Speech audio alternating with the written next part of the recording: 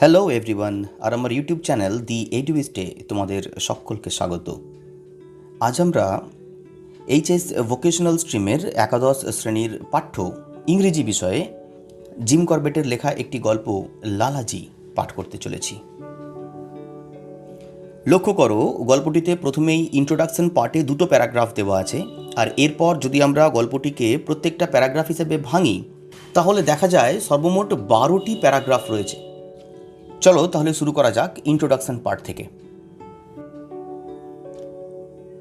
এবার তাহলে ইন্ট্রোডাকশন অংশের প্রথম প্যারাগ্রাফটি আমরা পড়ি। সব থেকে আগে কিছু ওয়ার্ড নোট দেখো প্যারা 1 থেকে। সেভারাল, সেভারাল শব্দের অর্থ হলো অনেকগুলি। কনসিডার্ড তার বাংলা মানে হচ্ছে মনে করতেন। নেটিভ মানে হচ্ছে নিজের। হার্মড মানে ক্ষতি করত। থ্রু মানে হচ্ছে মাধ্যমে। এফার্টস মানে প্রচেষ্টা। ওয়াইল্ড লাইফ কনজারভেটরি বাংলা মানে হলো বন্য প্রাণী সংরক্ষণ কেন্দ্র। ওয়াজ এস্টাবলিশড তার বাংলা মানে হলো প্রতিষ্ঠিত হয়েছিল। রিনেমড মানে পুনরায় নামকরণ করা হয়েছিল। অনার মানে হলো সম্মান। এবার তাহলে ইন্ট্রোডাকশনের প্রথম প্যারাগ্রাফটি একটু পড়া যাক। লক্ষ্য করো, Jim Corbett was born in India, তিনি ভারতবর্ষে জন্মেছিলেন। And lived there for most of his life, এবং তার জীবনের বেশিরভাগ সময়টা এখানেই কাটিয়েছিলেন। He wrote several books about his life in India, ভারতবর্ষে তার জীবন সম্পর্কে, ভারতবর্ষে তার জীবন কাটানোর অভিজ্ঞতা ইত্যাদি সম্পর্কে তিনি অনেকগুলি বইপত্র লিখেছিলেন। Although British by birth he considered India his native country, যদিও তিনি জন্মগতভাবে ব্রিটিশ ছিলেন কিন্তু তিনি ভারতকেই তার নিজের মাতৃভূমি ভাবতেন। While working as an officer in the British Indian Army, he became famous as a hunter. British Indian আর্মিতে একজন আর্মি অফিসার হিসেবে চাকরি করার কালে তিনি একজন শিকারী হিসেবে বেশ সুখ্যাতি অর্জন করেন। He loved animals and was careful to kill only those that harmed human beings. আসলে তিনি প্রাণীদেরকে খুব ভালোবাসতেন এবং তিনি শুধুমাত্র সেই প্রাণীগুলোকেই হত্যা করতেন যারা মানুষের ক্ষতি করত। It was through his efforts that the first Wildlife Conservatory of India was established in 1936. এটা ছিল তাঁরই প্রচেষ্টা যার মাধ্যমে 1936 সালে ভারতের সর্বপ্রথম বন্য প্রাণী সংরক্ষণ কেন্দ্র গঠিত হয়। It was renamed in his honor after his death. তাঁর মৃত্যুর পর এই বন্য প্রাণী সংরক্ষণ কেন্দ্রটিকে তার নামে নামকরণ করা হয় and is now known as Jim Corbett National Park. এটার বর্তমান নাম হলো জিম করবেট ন্যাশনাল পার্ক। এই গেল ইন্ট্রোডাকশন পার্টের প্রথম প্যারাগ্রাফ। এবার আমরা ইন্ট্রোডাকশন পার্টেরই দ্বিতীয় প্যারাগ্রাফটি পড়ব। তবে আবার একই রকমভাবে কিছু ওয়ার্ড নোট নিয়ে নেওয়া যাক। প্রথমেই দেখো, প্রোভাইডস দেয় বা দর্শায় বা উপস্থাপন করে। তারপর দেখো রেসপেক্ট, যার বাংলা মানে হলো শ্রদ্ধা। ফোক, FOLK, ফোক, ফোক মানে হচ্ছে জনসাধারণ। তারপর ডেডিকেটস মানে উৎসর্গ করেন। তারপর ইনসিডেন্ট মানে হলো ঘটনা। তারপর টুক প্লেস মানে ঘটেছিল। ডিউরিং দ্যাট পিরিয়ড তার বাংলা মানে হলো ওই সময়কালের মধ্যে। শব্দের নোটসগুলি আশা করি খুব যত্ন সহকারে খাতায় টুকেছ। এরপর আমরা দ্বিতীয় প্যারাগ্রাফটি পড়ব, মনোযোগ দিয়ে শোনো। The present piece provides an example of Jim Corbett's love and respect for the poor folk of India. বর্তমানে যে পিসটি অর্থাৎ গদ্যাংশটি আমরা পড়তে চলেছি সেটা দর্শায় জিম করবেট সাহেবের গভীর ভালোবাসা এবং শ্রদ্ধা ভারতের জনসাধারণের জন্য। It is to them that he ডেডিকেটস my India 1952, the book from which the piece is taken. 1952 সালের লেখা মাই ইন্ডিয়া বলে একটি বই, যে বইটি তিনি এই ভারতের আপামর সাধারণ জনগণের উদ্দেশ্যেই উৎসর্গ করেছিলেন, আর এই বইটির থেকেই আমাদের এই বর্তমান গল্পটি নেওয়া হয়েছে। Corbett worked for Bengal and north western railway. Jim Corbett Bangla এবং উত্তর পশ্চিম রেলওয়ের জন্য কাজকর্ম করতেন। And was posted at Mokamaghat in Bihar from 1895 to 1916, এবং তিনি বিহারের মোকামাঘাটে চাকরিরত ছিলেন 1895 সাল থেকে 1916 সাল পর্যন্ত। The incident described here took place during that period. আর এই সময়কালের মধ্যেই যে ঘটনাটার এখানে বর্ণনা রয়েছে এই প্রবন্ধটির মধ্যে, সেইটা ঘটেছিল। এতক্ষণে আমাদের ইন্ট্রোডাকশনের দুটো প্যারাগ্রাফ আমরা পড়লাম। এরপর আমরা পরপর মেন টেক্সটটি পড়তে থাকবো, আবার একই রকমভাবে প্যারাগ্রাফ 1 থেকে বেশ কতগুলি শব্দের নোট গ্রহণ করো। প্রথম প্যারাগ্রাফটি বেশ বড় সড়ো প্যারাগ্রাফ, তাই এখান থেকে মোটামুটি আমরা 26টা শব্দের নোট তৈরি করেছি। খুব যত্ন সহকারে লক্ষ্য করো এবং খাতায় তোমরাও নোট করো। প্রথমেই দেখো, প্যাসেঞ্জার স্টিমার বাংলা মানে হলো যাত্রীবাহী নৌকা। পরের ইন অ্যারাইভিং তার মানে হচ্ছে পৌঁছতে। এরপর দেখো, ল্যান্ডিং স্টেজ বাংলা হচ্ছে ঘাট। ডিসেম্বার্ক মানে নামা বা অবতরণ করা। র্যাম্প মানে হচ্ছে ঢালু রাস্তা। টু ডিটেইন মানে আটকে রাখা। থিন ম্যান একটা রোগা পাতলা ব্যক্তি। With eyes sunk deep in their sockets Bangla মানে হলো কঠোরাগত চোখ। উইয়ারিং বাংলা মানে হলো পরিহিত। এ প্যাচড স্যুট তার মানে হলো জোড়া তালি দেওয়া একটি পোশাক। বাই ক্লাচিং মানে হচ্ছে আঁকড়ে ধরে। এরপর দেখো, হ্যান্ডরেল অর্থাৎ সেতুর হাতল। 13 নম্বর পয়েন্টে গ্যাংওয়ে নৌকা থেকে ওঠানামা করার জন্য সেতু বিশেষ। তারপর ম্যানেজড টু গেইন অর্থাৎ কোনো রকমে পৌঁছালেন। ল্যান্ডিং স্টেজ মানে হলো ঘাট। টার্নড অফ মানে ঘুরে পড়লেন।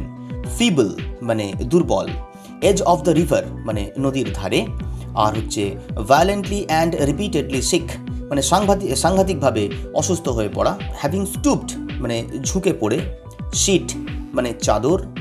আর ল্যাপিং মানে ছোট ছোট ঢেউয়ের শব্দ বা ছলাৎ ছলাৎ করে। এরপর দেখো 23 নম্বরে, এভিডেন্টলি মানে স্পষ্টত। ইনটেনশন মানে হলো ইচ্ছা। মুভমেন্ট মানে নড়াচড়া। আর সাঙ্কেন আইজ মানে কঠোরাগত চোখ দুটি। আশা করি ওয়ার্ড নোট তোমাদের নেওয়া সম্পূর্ণ হয়েছে। এবারে আমরা টেক্সট পড়াশোনার দিকে এগোই। লক্ষ্য করো, the passenger steamer was late in arriving from Samaria Ghat অর্থাৎ যাত্রীবাহী সে নৌকাটি সেদিন পৌঁছতে সামারিয়া ঘাট থেকে এখানে পৌঁছতে একটু দেরি করে দিয়েছিল। I was standing on the landing stage. I was standing আমি দাঁড়িয়েছিলাম। কোথায় দাঁড়িয়েছিলাম? অন দ্য ল্যান্ডিং স্টেজ ঘাটেতেই। Watching the passengers disembark and hurry up the ramp আমি সেখানে ঘাটে দাঁড়িয়ে ওয়াচিং দেখছিলাম। দি প্যাসেঞ্জার্স সেই যাত্রীদেরকে যারা ডিসেম্বার্ক অবতরণ করছিলেন। অ্যান্ড হারি আপ এবং তারা দ্রুত এগিয়ে যাচ্ছিলেন। দি র্যাম্প সেই সেতুটির উপর দিয়ে। টু দি ব্রড গজ ট্রেন অর্থাৎ ব্রড গজ ট্রেন তারা ধরবেন সেই কারণে এগিয়ে যাচ্ছিলেন প্ল্যাটফর্মের দিকে। Which I had arrange two detain a few minutes for them যে ট্রেনটাকে আমি কিছু সময় ধরে আটকে রেখেছিলাম তাদেরই জন্য। Last to leave the steamer was a thin man সবথেকে শেষ ব্যক্তি যিনি স্টিমার ত্যাগ করে নেমেছিলেন তিনি একজন খুব রোগা পাতলা ব্যক্তি। With eyes sunk deep in their sockets যার চোখ দুটি ছিল একেবারে কঠোরাগত। উইয়ারিং এ প্যাচড স্যুট যিনি একটা ছেঁড়া এবং তাপ্পি মারা পোশাক পরেছিলেন। Which in the days of long ago যেগুলি অবশ্যই অতীতে হ্যাড বিন হোয়াইট খুবই সাদা ধবধবে সাদা অর্থাৎ পরিষ্কার এবং পরিচ্ছন্ন ছিল। And carrying a small bundle এবং তিনি হাতে একটি ছোট্ট পুঁটলি বইছিলেন। Tied up in a coloured handkerchief যেটা একটা রঙিন কাপড়ের টুকরোয় রুমালের মতন একটা বড় কাপড়ের টুকরোয় বাঁধা ছিল।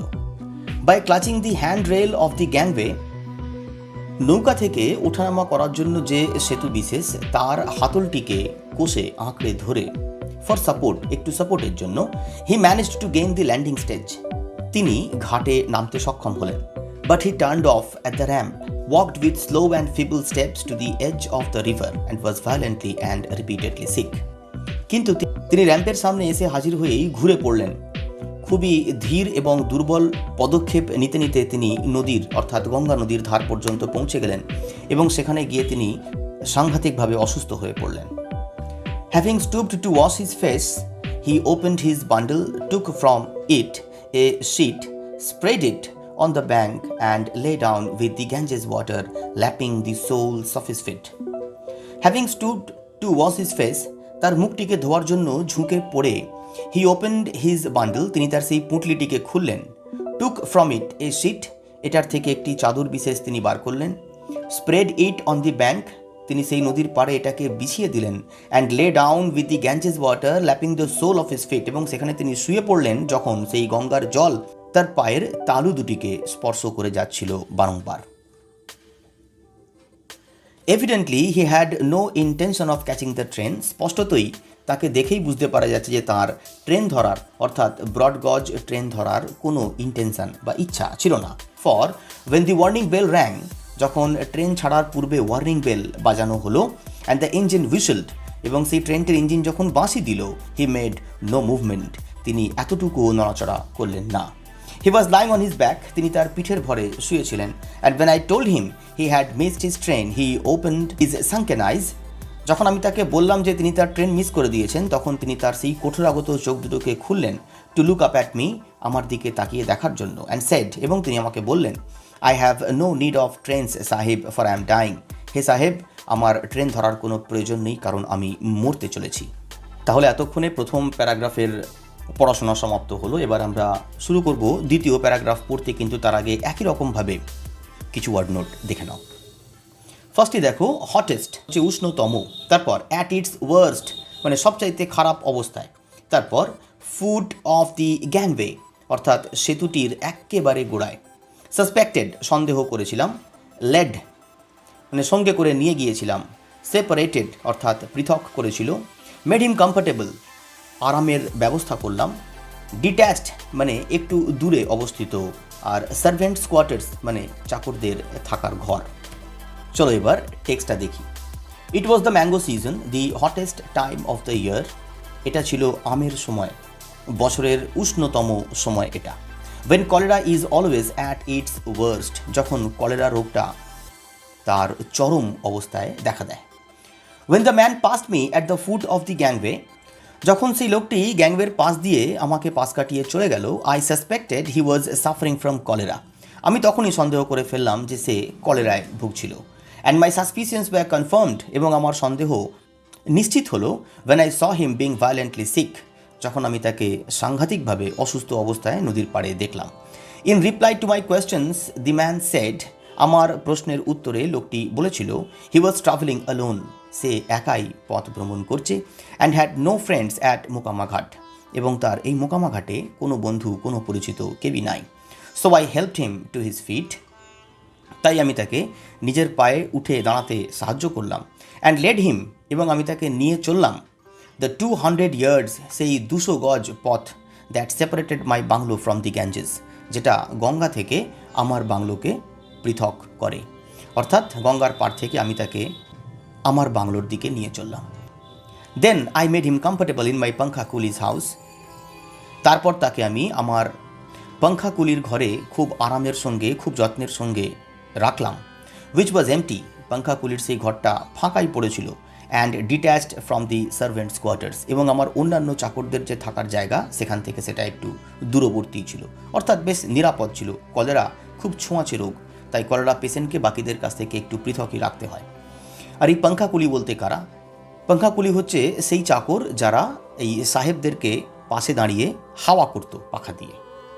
তাহলে এতক্ষণে আমাদের দ্বিতীয় প্যারাগ্রাফ পড়াশোনা হলো। এবারে তৃতীয় প্যারাগ্রাফ, এখান থেকেও কিছু ওয়ার্ড নোট ফার্স্টেই লক্ষ্য করো। প্রথমেই দেখো হ্যাডবিন মানে হচ্ছে ছিলাম। Employing a large labour force, অর্থাৎ অসংখ্য শ্রমিকদের কাজে নিযুক্ত করেছিলাম। সুপারভিশন বাংলা হলো তত্ত্বাবধান। প্রোভাইডেড মানে ব্যবস্থা করে দেওয়া। ব্যালেন্স মানে অবশিষ্ট। সারাউন্ডিং মানে পার্শ্ববর্তী। মেক মি প্রে অর্থাৎ আমাকে এমন প্রার্থনা করতে বাধ্য করে। কন্ট্রাক্টেড তার মানে হলো সংস্পর্শে আসা। হেটফুল অ্যান্ড ফাউল ঘৃণ্য, অতি জঘন্য। সাম গুড সামারিটান তার মানে পরোপকারী ব্যক্তি। Would take pity on me তার মানে হলো আমার ওপর দয়া করবে। আর ওভারডোজ অফ ওপিয়াম মানে অতিরিক্ত মাত্রায় আফিম। এবার তাহলে প্যারা 3 পড়া যাক। I had been at Mokamaghat 10 years employing a large labor force. আমি মোকামাঘাটে কর্মরত ছিলাম প্রায় 10 বছর ধরে, এবং সেখানে আমি প্রচুর মানুষের কর্মসংস্থান করে দিয়েছি। Some of the people lived under my supervision in houses provided by me. সেই সমস্ত শ্রমিকদের মধ্যে কিছু শ্রমিক সরাসরি আমার তত্ত্বাবধানেই থাকতো, আমারই দ্বারা দেওয়া ঘরের মধ্যে। অ্যান্ড দ্য ব্যালেন্স এবং অবশিষ্টরা লিভড ইন সারাউন্ডিং ভিলেজেস পার্শ্ববর্তী গ্রামগুলিতে থাকত। I had seen enough of cholera among my own people আমি যথেষ্ট কলেরা দেখেছি আমার নিজের এই লোকজনদের মধ্যে। অ্যান্ড অ্যামং দ্য ভিলেজার্স এবং সেই গ্রামবাসীদের মধ্যে। টু মেক মি প্রে, যেটা আমাকে প্রার্থনা করতে বাধ্য করে, that if I ever contracted the hateful and foul ডিসিজ, যদি আমি কখনো এই ঘৃণ্য জঘন্য রোগটির সংস্পর্শে আসি, তাহলে some good Samaritan would take pity on me, তাহলে কোনো একজন পরোপকারী ব্যক্তি আমাকে দেখে একটু দয়াবান হবেন, and put a bullet through my head, এবং তিনি আমার মাথায় গুলি করে দেবেন, or give me an overdose of opium, অথবা তিনি আমাকে আফিমের অতিরিক্ত মাত্রা খাইয়ে আমার প্রাণনাশ করবেন। তার মানে হলো এই রোগের বিষয়েতে মানুষের মধ্যে সেই সময় কতখানি আতঙ্ক ছিল যে এই রোগে ভুগে মরার থেকে মানুষ এইভাবে জীবনকে শেষ করে দিতে ইচ্ছুক। এরপর দেখো প্যারাগ্রাফ 4, ওয়ার্ড নোট দেখো, অ্যাগ্রি মিনস একমত হওয়া। তারপর দেখো tense of thousands of people, এর বাংলা মানে হলো হাজার হাজার মানুষ। তারপর অ্যাটলিস্ট মানে হলো অন্তত পক্ষে, ডিস্টিংক্ট মানে স্বতন্ত্র বা পৃথক, ফেটালিস্ট মানে অদৃষ্টবাদী, অ্যালটেড মানে কপালে লেখা, ইনডিফারেন্ট মানে উদাসীন, এপিডেমিক মানে মহামারী, ড্রেডেড মানে ভয়ানক, থ্রু দি ল্যান্ড মানে দেশব্যাপী, এপিডেমিক ফর্ম মানে মহামারী আকারে, আর স্টার্ক ফিয়ার মানে দারুণ আতঙ্ক। 4 নম্বর প্যারা লক্ষ্য করো, few will agree with me, আমার সঙ্গে খুব কম সংখ্যক মানুষই একমত হবেন, that of the tense of thousands of people reported as having died of cholera, হাজার হাজার মানুষ যারা কলেরায় মরেছে বলে রিপোর্ট করা হয়, প্রকাশ করা হয় ইচ ইয়ার প্রতি বছর, at least half die not of cholera but of fear, তাদের মধ্যে প্রায় অর্ধেক মানুষ কলেরায় মরে না, বরং কলেরার আতঙ্কে মারা যায়।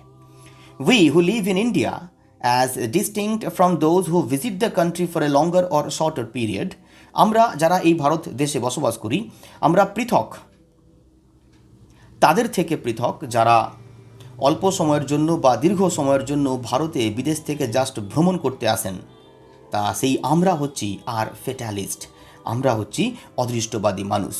বিলিভিং আমরা বিশ্বাস করি, that a man cannot die before his allotted time, এই অদৃষ্টবাদী হওয়া অর্থ হলো আমরা বিশ্বাস করি যে একটা মানুষ তার কপালে যেদিন মৃত্যু লেখা রয়েছে সেই দিনই মরবে, তার পূর্বে সে মরতে নাকি পারে না, এটা আমাদের দৃঢ় বিশ্বাস। অর্থাৎ এই বোধের দিক থেকে আমরা এই ওয়েস্টার্ন যে পিপল, বিদেশি লোকজন, তাদের থেকে সম্পূর্ণ আলাদা। ওই জন্য বলেছে যে সমস্ত মানুষ ভারতবর্ষে অল্প সময়ের জন্য বা দীর্ঘ সময়ের জন্য ভ্রমণে আসেন, তাদের থেকে আমরা আলাদা। কোন বিষয়ে আলাদা? না, আমরা ফেটালিস্ট, অর্থাৎ ওয়েস্টার্নরা, পশ্চিমী দেশীয় মানুষেরা এতটা ফেটালিস্ট নয়, লেখক তাই বলতে চান। দিস হাউএভার ডাজন্ট মিন, আচ্ছা এই কথাটার অর্থ কিন্তু এমনটি নয়, that we are indifferent two epidemic diseases, যে আমরা এই মহামারীগুলির প্রতি আমরা উদাসীন, এমনটি নয় কিন্তু। Cholera is dreaded throughout the land, আমাদের গোটা দেশব্যাপী কলেরা সম্পর্কে এক ব্যাপক আতঙ্ক রয়েছে। And when it comes in epidemic form, আর যখন এই কলেরা মহামারী আকারে এখানে দেখা দেয়, as many die of stark fear, আমাদের অসংখ্য মানুষ এখানে নিছক আতঙ্কেই মরে যায়, as die of the actual disease, প্রকৃত রোগে যে সংখ্যায় মানুষ মরে তার চাইতে অনেক বেশি সংখ্যায় মানুষ নিছক আতঙ্কেই মারা যায়। এবার আমরা প্যারাগ্রাফ 5 দেখব, পঞ্চম প্যারাগ্রাফ দেখব। একই রকমভাবে ওয়ার্ড নোট দেখো ফের। প্রথমেই দেখো সারভাইভ মানে বেঁচে থাকা বা টিকে থাকা। তারপর ফেথ মানে বিশ্বাস, ক্রুড ট্রিটমেন্ট মানে অদক্ষ চিকিৎসা, পুল হিম থ্রু তাকে বাঁচাতে পারে, মেডিকেল এইড তার মানে চিকিৎসা সংক্রান্ত সাহায্য, এ ব্রুট অফ এ ডক্টর তার মানে নিষ্ঠুর চিকিৎসক, ক্যালাস শব্দের অর্থ হলো নির্মম, ইনএফিসিয়েন্ট মানে অদক্ষ, কনভিন্সড মানে দৃঢ় প্রত্যয় বা আমার দৃঢ় বিশ্বাস, প্রোবেশনার মানে শিক্ষানবিশ, মেসি মানে নোংরা বা খারাপ, মেডিকো মানে ডাক্তার, হেটেড মানে ঘৃণিত, আর হোল স্টাফ মানে সকল কর্মীবৃন্দ। চলো এবার তাহলে পঞ্চম প্যারাগ্রাফ পড়া যাক। There was no question that the man in my Pankhakuli's house was suffering from a bad attack of cholera. কোনো সন্দেহই ছিল না, কোনো প্রশ্নই ওঠে না যে আমার পাঙ্খাকুলির ঘরে যে মানুষটি রয়েছে সে নাকি একটা কলেরার জঘন্য রকম রূপে ভুগছে। And if he was to survive, এবং যদি এবার তাকে আমায় বাঁচাতে হয়, his faith and my crude treatment alone would pull him through, তাহলে তাকে বাঁচাতে পারে শুধুমাত্র তার নিজের বিশ্বাস এবং আমার অদক্ষ চিকিৎসা। ফর তার কারণটা হলো the only medical aid within miles was a brute of a doctor. এখান থেকে মাইল খানেক দূরে চিকিৎসা সংক্রান্ত সহযোগিতা বলতে একজন ডাক্তারকে পাওয়া যেতে পারে, আর তিনি একজন নির্মম doctor. As callous as he was inefficient. তিনি যতটা নির্মম ততটাই তিনি অদক্ষ বটে। And whose fat oily throat I am convinced I should have one day had the pleasure of cutting. আর সেই ডাক্তারবাবুর প্রতি লেখকের এতটাই রাগ যে তার মোটাসোটা তেলতেলে গলাটি লেখক নিজের হাতে কোনোদিন কেটে ফেলতে চান। Had not a young probationer clerk who had been sent to me to train found a less messy way of removing this medico.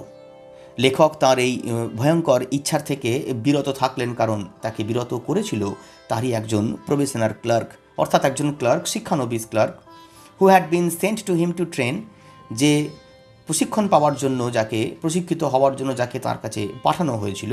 আর সেই ছেলেটি found a less Messi way, সেই ছেলেটি বরং একটা অন্য পথ, একটা অন্য উপায় খুঁজে পেয়েছিল এই নির্মম ডাক্তারবাবুর হাত থেকে রক্ষা পাওয়ার জন্য, যে লোকটিকে who was hated by the whole staff. লেখক এবং তার সমগ্র স্টাফ, সমগ্র কর্মীবৃন্দ সকলে এই ডাক্তারটিকে প্রচণ্ড ঘৃণা করত। এই গেল প্যারা 5। এবার দেখা যাক প্যারা 6। দেখো, এটাও একটা বড় প্যারাগ্রাফ, তাই এখান থেকে আমরা সর্বমোট 27টা শব্দের নোট নেব।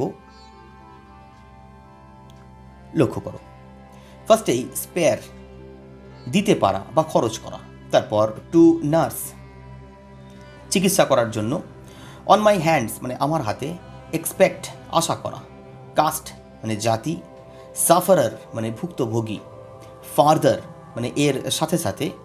জাস্টিফিকেশন মানে যুক্তি বা যৌক্তিকতা। ফর এক্সপোজিং দেম তার মানে হলো তাদেরকেও ঝুঁকির মধ্যে ফেলে দেওয়া। 10 ইনফেকশন, সংক্রমণ। পরেরটা প্রোভাইডেড মানে শর্ত সাপেক্ষে, অর্থাৎ যদি। তারপর দেখো 12 নম্বরে ইনস্টিল মানে ঢুকিয়ে দেয়া। 13 নম্বরে সাফিসিয়েন্ট কনফিডেন্স মানে যথেষ্ট আত্মবিশ্বাস। এরপর দেখো 14 নম্বরে ওয়াজ going to make him well, অর্থাৎ তাকে সুস্থ করে তুলতে চলেছিল। টু দিস এন্ড মানে হলো সেই উদ্দেশ্যে। টু দিস এন্ড মানে হলো সেই উদ্দেশ্যে।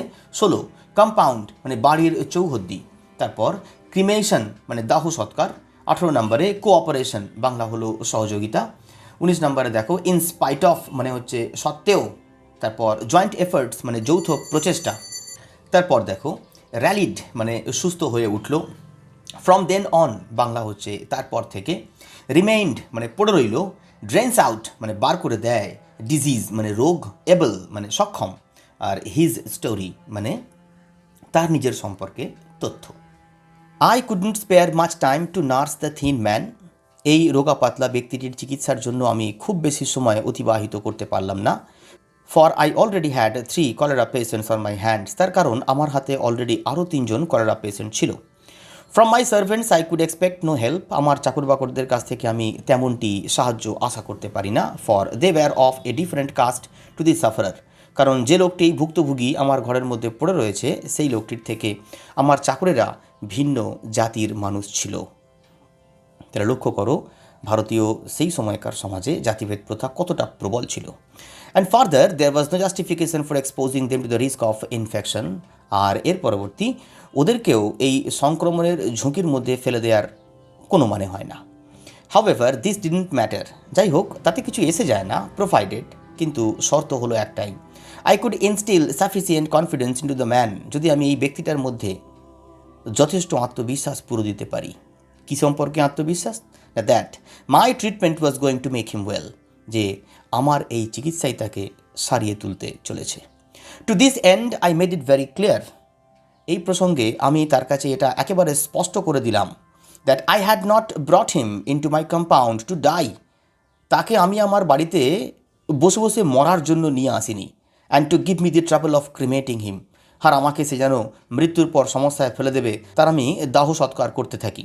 But two make him well, বরং তাকে আমি আমার বাড়িতে এনেছি সারিয়ে তোলার জন্য, সুস্থ করার জন্য, and that it was only with his cooperation that this could be affected.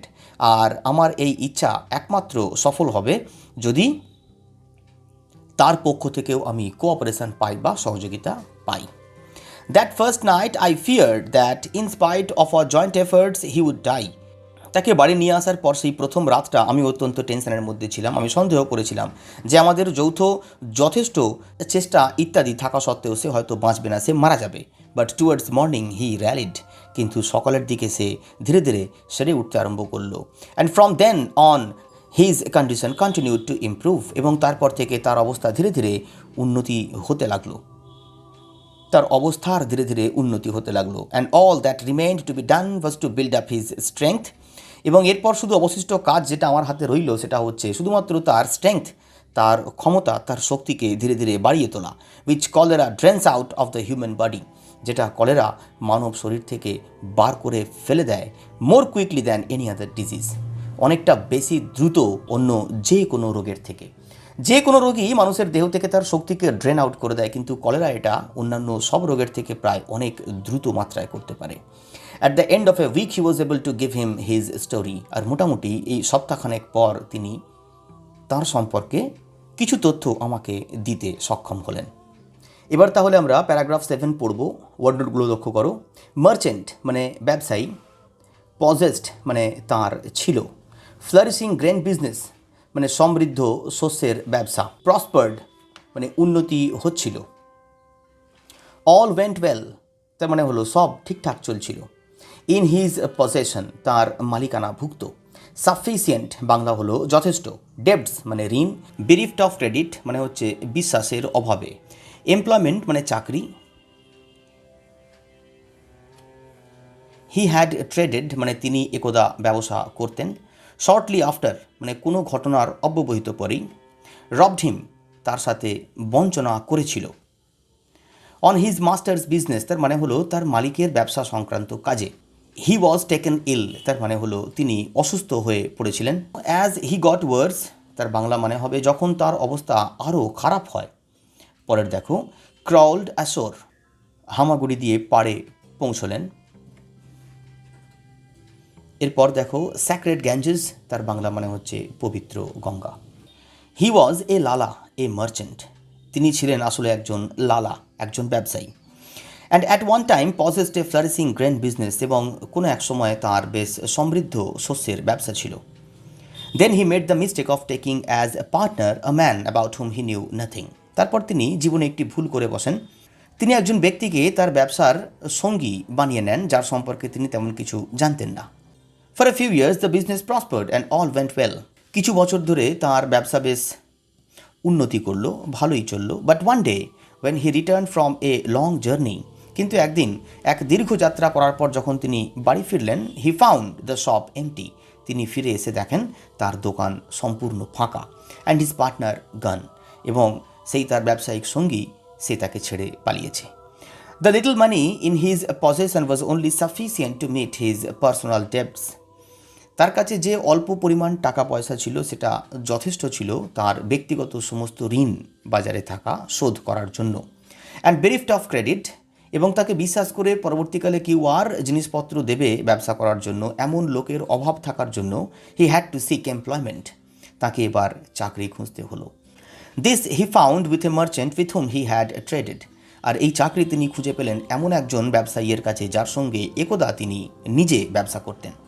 And for 10 years he had worked on 7 rupees a month, এবং তিনি 10 বছর ধরে সেখানে চাকরিরত থাকলেন মাত্র 7 টাকা প্রতি মাসে এই বেতনে, which was only sufficient to support himself and his son, আর এই বেতন তার নিজের এবং তার ছেলের জীবনযাপনের জন্যই যথেষ্ট ছিল। এর কারণটা কি? His wife having died shortly after his partner robbed him, তার সেই বিজনেস পার্টনার তাকে লুটে পালিয়েছে, তার অব্যবহিত পরই তার স্ত্রী মারা যান। He was on his way from Muzaffarpur to Gaya, আসলে এই লালাজি মুজফ্ফরপুর থেকে গয়ার পথে রওনা দিয়েছেন অন হিজ মাস্টার্স বিজনেস, তার মালিকের কোনো একটা বিশেষ কাজে। When he was taken ill in the train, আর ঠিক সেই সময়তে তিনি ট্রেনে যাত্রা করার সময় অসুস্থ হয়ে পড়েন। As he got worse on board the ferry steamer, যখন ফেরি স্টিমারে থাকাকালীন তিনি আরও খুব বাজে অবস্থার মধ্যে পৌঁছে যান, হি হ্যাড ক্রলড সোর, তিনি হামাগুড়ি দিয়ে সেই গঙ্গা নদীর পাড়ে পৌঁছে যান, to die on the banks of the sacred Ganges, যাতে করে পবিত্র গঙ্গার পাড়ে তিনি মৃত্যু বরণ করতে পারেন। এবার আসা যাক প্যারাগ্রাফ 8-এ। প্রথম দেখো, হি রিকোয়েস্টেড পারমিশন, তিনি অনুমতি চাইলেন। অ্যাকম্পানি মানে সঙ্গ। সেট আউট ফর ওয়ার্ক, কাজে বেরোতাম। His master had field his place, Bangla মানে হবে তার মালিক তার স্থানে অন্য কাউকে কাজে নিয়োগ করেছেন। এরপর দেখো রিপ্লাইড, তার মানে হলো উত্তর দিয়েছিল। আর শেষ word note, to give me a new start, অর্থাৎ নতুন করে আবার শুরু করতে। এবার প্যারা 8 দেখো, Lalaji, I never knew him by any other name. Lalaji, এই নামটা ছাড়া অন্য কোনো আর নামে আমি তাকে চিনতাম না। Stayed with me for about a month, তিনি আমার সঙ্গে প্রায় মাসখানেকের জন্য রইলেন। And then one day he requested permission to continue his journey to Gaya, এবং তারপর একদিন তিনি আমার কাছ থেকে অনুমতি চাইলেন গয়ার পথে পুনরায় রওনা দেওয়ার জন্য। The request was made as we were walking through the shades, এই রিকোয়েস্টটা তিনি করেন, এই অনুরোধটা তিনি করেন যখন আমরা শেডের মধ্যে দিয়ে হেঁটে হেঁটে যাচ্ছিলাম একদা। For Lalaji was strong enough now to accompany me for a short distance each morning when I set out for work. তার কারণটা, এইবার লালাজি যথেষ্ট শক্তিশালী হয়েছেন। এবার লালাজির গায়ে সেইটুকু ক্ষমতা অবশ্যই এসেছে যে প্রত্যেক দিন সকালে যখন আমি কাজের জন্য বেরোতাম তখন তিনি আমার সঙ্গে কিছুটা পথ হেঁটে হেঁটে আসতেন। And when I asked him what he would do if on arrival at Gaya he found his master had filled his place, এবং এই প্রসঙ্গে আমি তাকে এবার জিজ্ঞাসা করে বসলাম যে তিনি কি করবেন যদি তিনি গয়া পৌঁছে গিয়ে দেখেন যে তার মালিক তার জায়গায় অন্য একজন কর্মী নিয়োগ করে ফেলেছেন। হি সেড, সঙ্গে সঙ্গে তিনি উত্তরে বললেন, he would try to find other employment, অন্য কোনো এক চাকরি তিনি খোঁজার চেষ্টা পুনরায় শুরু করবেন। Why not try to get someone to help you to be a merchant again, I asked. তার উত্তরে আমি জিজ্ঞাসা করলাম, কেন আপনি এমন কোনো ব্যক্তিকে খুঁজছেন না যে আপনাকে সহযোগিতা করতে পারে পুনরায় একজন ব্যবসায়ী হয়ে উঠতে। অ্যান্ড হি রিপ্লাইড, এবং তিনি উত্তরে বললেন, he thought of being a merchant once again and be able to educate my son is with me night and day. আরও একবার ব্যবসায়ী হয়ে ওঠার চিন্তাভাবনা আমার মাথায় আছে এবং আমার ছেলেকে প্রশিক্ষিত করে তোলার ইচ্ছাও দিবারাত্র আমার মাথায় থাকে সাহেব। But there is no one in all the world, কিন্তু এই জগতে এমন কোনো ব্যক্তি নেই হু উড ট্রাস্ট মি, যে আমাকে এইবার বিশ্বাস করতে পারে। এ servant on 7 rupees a month and without any security to offer. এই মুহূর্তে আমি মাসে 7 টাকা বেতনভোগী একজন কর্মী এবং আমার কাছে কোনো জমা পুঁজিও নেই যেটা আমি কাউকে অফার করতে পারি। With the 500 rupees I should need to give me a new start, আর নতুন করে আবার একবার ব্যবসা শুরু করার জন্য আমার এই মুহূর্তে 500 টাকা দরকার। এবারে আমরা 9 নম্বর প্যারাগ্রাফের দিকে লক্ষ্য রাখবো। ওয়ার্ড নোট দেখো, ভেরান্ডা মানে হচ্ছে বারান্দা, টাং টাইড মানে বাকরুদ্ধ হয়ে যাওয়া, কিপ গ্ল্যান্সিং মানে একভাবে চেয়ে থাকা, আনটিল যতক্ষণ না পর্যন্ত, ওয়ার্নড মানে সতর্ক করা, র্যাং মানে বেজে ছিল, putting his head on my fit তার মানে তার মাথাটি আমার পায়ে ঠেকিয়ে। এবার 9 নম্বর প্যারাগ্রাফটি লক্ষ্য করো। The train for Gaya left at 8 p.m. and when that evening I returned to the bungalow, a little before the hour, I found Lalaji with freshly washed clothes and a bundle in his hand, a little bigger than the one he had arrived with, waiting in the veranda to say goodbye to me. Gaya যাবার ট্রেনটি রাত 8টায় যাবার কথা এবং সেই দিন সন্ধ্যায় যখন আমি বাড়ি ফিরলাম সেই ট্রেনটি ছেড়ে যাবার সময়ের একটু পূর্বে I found Lalaji with freshly washed clothes, আমি লালাজিকে দেখলাম বেশ তরতাজা কাঁচা পরিষ্কার পরিচ্ছন্ন পোশাকে, and a bundle in his hand, এবং তার হাতে একটি পুটলি ছিল, a little bigger than the one he had arrived with, যে পুটলিটি নিয়ে তিনি এখানে হাজির হয়েছিলেন তার চাইতে একটু সাইজে বড় একটি পুটলি, waiting in the veranda to say goodbye to me, যিনি বারান্দায় অপেক্ষা করছিলেন আমাকে বিদায় জানানোর জন্য। When I put a ticket for Gaya and 5 100 rupee notes into his hand, he was tongue-tied.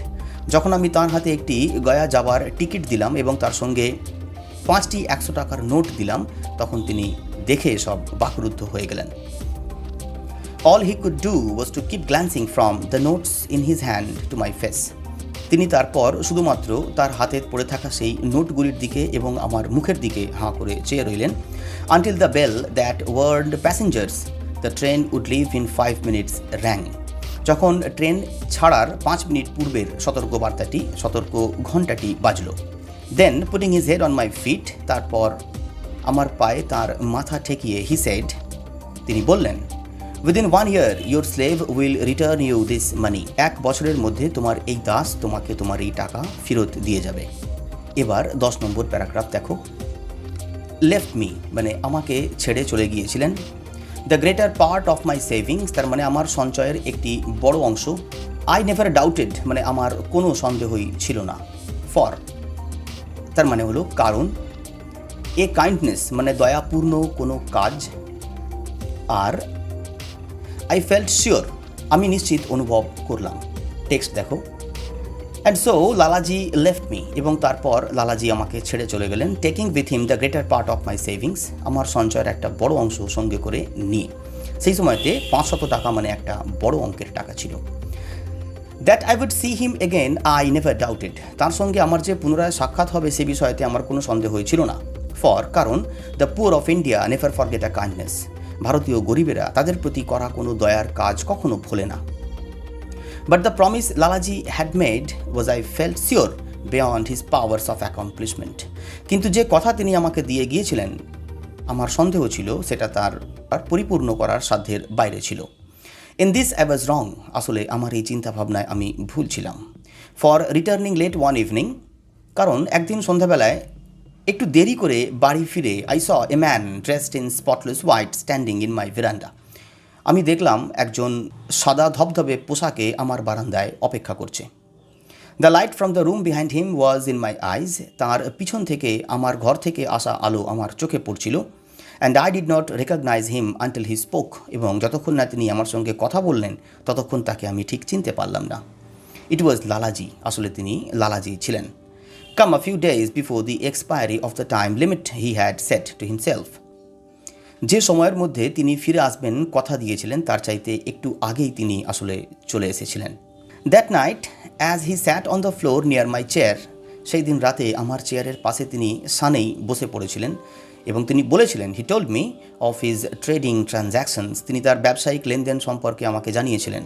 And the success that he had attended them এবং যে সমস্ত সাফল্য তিনি ধীরে ধীরে অর্জন করেছিলেন সেগুলোর সম্পর্কে আমাকে জানিয়েছিলেন। Starting with a few bags of grain and being content with a profit of only 4 annas per bag, he had gradually and steadily built up his business until he was able to deal in consignments up to 30 tons in weight, on which he was making a profit of 3 rupees per ton. Starting with a few bags of grain, তিনি মাত্র কয়েক বস্তা দানাশস্য নিয়ে তার ব্যবসা বাণিজ্য শুরু করেছিলেন। And being content with a profit of only 4 Anas per bag এবং প্রতি বস্তায় শুধুমাত্র 4 আনা পয়সা লাভে তিনি সন্তুষ্ট থেকে গ্র্যাজুয়ালি অ্যান্ড স্টেডিলি ধীরে ধীরে এবং একভাবে স্থিরভাবে বিল্ট আপ হিজ বিজনেস তিনি তার ব্যবসাকে ধীরে ধীরে তিল করে গড়ে তোলেন। Until he was able to deal in consignments যতক্ষণ না পর্যন্ত তিনি ধীরে ধীরে মালপত্রের বেশ বড় বড় যোগানে এবার ব্যবসা বাণিজ্য করতে আরম্ভ করেন। তার মানে খুব ছোট থেকে ধীরে ধীরে তিনি তার ব্যবসাটাকে বড় করে তোলেন। Up to 30 tons in weight প্রায় এবার 30 টন করে সামগ্রী তার আড়তে ঢুকতে আরম্ভ করে। On which he was making a profit of 3 rupees per ton সেই কনসাইনমেন্টের প্রতিটা টনে তিনি 3 টাকা করে প্রফিট করতে আরম্ভ করেন লাভ করতে আরম্ভ করেন। His son was in a good school তার ছেলে এবার একটা ভালো স্কুলে পড়াশোনা করে। And as he could now afford to keep a wife এবং এইবার যেহেতু তিনি একজন গৃহিণী রাখার ব্যয়ভার বহন করতে সক্ষম he had married the daughter of a rich merchant of Patna তিনি পাটনা স্থিত একজন ধনী ব্যবসায়ীর কন্যাকে বিবাহ করেন।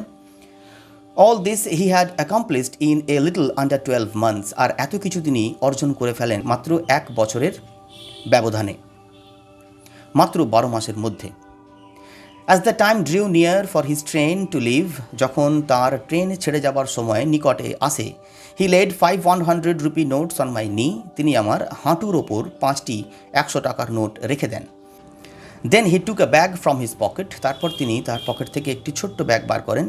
Held it out to me and said, আমার দিকে এটা তুলে ধরেন এবং বলেন, this is the interest calculated at 25%, এইটা হলো সুদের টাকা যেটা 25% হিসেবে কষা রয়েছে।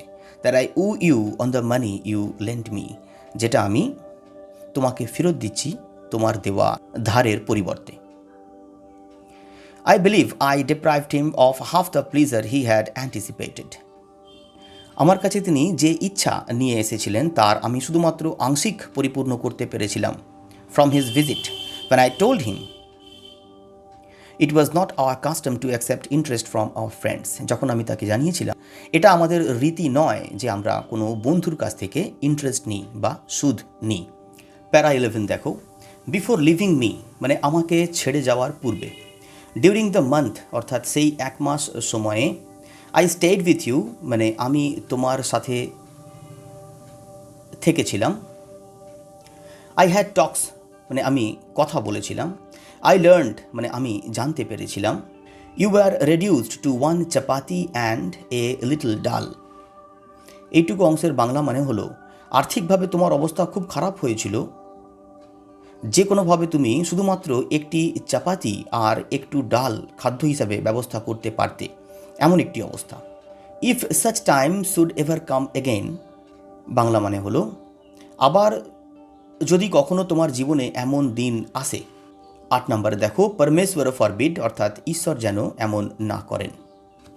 টেক্সট শুরু করা যাক। Before leaving me Lalaji said, আমাকে ছেড়ে চলে যাবার পূর্বে লালাজি আমাকে জানালেন, during the month I stayed with you, যে একটা মাস আমি তোমার সঙ্গে থেকেছিলাম, I had talks with your servants and with your workmen, আমি তোমার চাকরদের সঙ্গে এবং তোমার শ্রমিক অর্থাৎ কাজের লোকেদের সঙ্গে আমি কথাবার্তা বলেছিলাম। And I learned from them, এবং তাদের কাছ থেকেই আমি জানতে পেরেছিলাম that there was a time, যে তোমার জীবনে এমন একটা সময় এসেছিল, ওয়েন ইউ ওয়্যার রেডিউসড টু 1 চাপাতি অ্যান্ড এ লিটল ডাল, এমন একটা দুঃসময়, এমন একটা খারাপ সময় তোমার জীবনে এসেছিল যখন শুধুমাত্র একটি চাপাতি একটুখানি ডাল খাদ্য হিসাবে তুমি এতটুকুই যাই হোক করে জোগাড় করতে পারতে। If such a time should ever come again, যদি এমন কোনো সময় পুনরায় তোমার জীবনে আসে, হুইচ পরমেশ্বর ফরবিড, যেটা ঈশ্বর না করেন, your slave will place all that he has at your feet, তাহলে তোমার এই চাকর যা কিছু জীবনে অর্জন করেছে সবটাই তোমার পায়ে অর্পণ করে দিয়ে চলে যাবে। এবার আসি শেষ প্যারাগ্রাফে। ওয়ার্ড নোট দেখো, মাত্র 4টে। রিসিভড অর্থাৎ পেতাম, চয়েসেস্ট ম্যাঙ্গোজ তার মানে বাছাই করা আম, অ্যাটেন্ড মানে অর্জন করেছিলেন, আর হিজ অ্যাম্বিশন মানে তাঁর লক্ষ্য। শেষ প্যারাগ্রাফটি পড়া যাক। Until I left Mokamaghat 11 years later, অর্থাৎ আমার রিটায়ারমেন্ট পর্যন্ত, I received each year a big basket of the choicest mangoes from Lalaji's garden, আমি গ্রহণ করতাম বা আমি পেতাম এক ঝুড়ি করে বাছাই করা আম লালাজির নিজের বাগান থেকে তোলা। For he attend his ambition of becoming a merchant once again, তার কারণটা হচ্ছে পুনরায় একজন ব্যবসায়ী হয়ে ওঠার স্বপ্ন তার পূর্ণ হয়েছিল। And he return to the home he had left when his partner robbed him, এবং তার সঙ্গী তাকে প্রতারণা করার পর যে নিজের বাড়ি তাকে ছেড়ে চলে যেতে হয়েছিল, সেই বাড়িটাকে তিনি পুনরায় অর্জন করতে সক্ষম হয়েছিলেন। এতক্ষণ তোমাদের টেক্সট পড়া সমাপ্ত হলো।